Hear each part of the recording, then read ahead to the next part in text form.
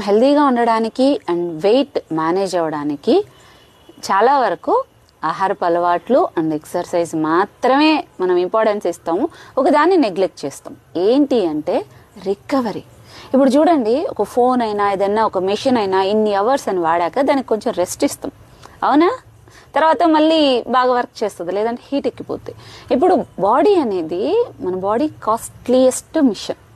ఎంత కాస్ట్లీయెస్ట్ అంటే నువ్వు ఇంకో కొన్ని కోట్లు పెట్టినా కూడా సేమ్ లాగా మళ్ళీ ఆర్గాన్ అనేది వర్క్ చేయదు. మళ్ళీ దానికి రికవరీ అనేది అవసరమా? అది డీప్ స్లీప్లో అనేది జరుగుతుంది. ఆ డీప్ స్లీప్ అనేది కొందరికి స్ట్రెస్ వలన, యాంగ్జైటీ, ఓవర్ థింకింగ్ వల్ల సరిగ్గా నిద్ర లేకుంటే, కొందరికి ఏ ప్రాబ్లం లేకపోయినా కూడా ఆ డీప్ స్లీప్ అనేది ఉండదు.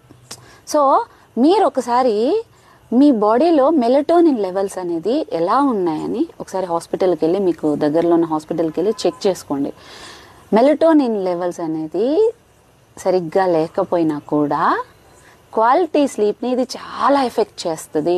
ఎప్పుడైతే నిద్ర సరిగ్గా ఉండదో ఒక్కొక్క ప్రాబ్లం అన్నీ స్టార్ట్ అవుతుంటాయి. ఈవెన్ ఈ వెయిట్ తగ్గాలనుకునే వాళ్ళకు కూడా ఈ గ్యాస్ ఫామ్ అవ్వడం, ఫుడ్ క్రేవింగ్స్ ఎక్కువ ఉండడం, నెక్స్ట్ డేకి ఏదో డల్గా పోగొట్టుకున్నట్లు లో ఫీల్ అవ్వడం, ఇలా కూడా ఉండడం వల్ల మీ డైట్ కూడా డిస్టర్బ్ అవ్వడానికి ఎక్కువ అవకాశాలనే ఉంటాయి.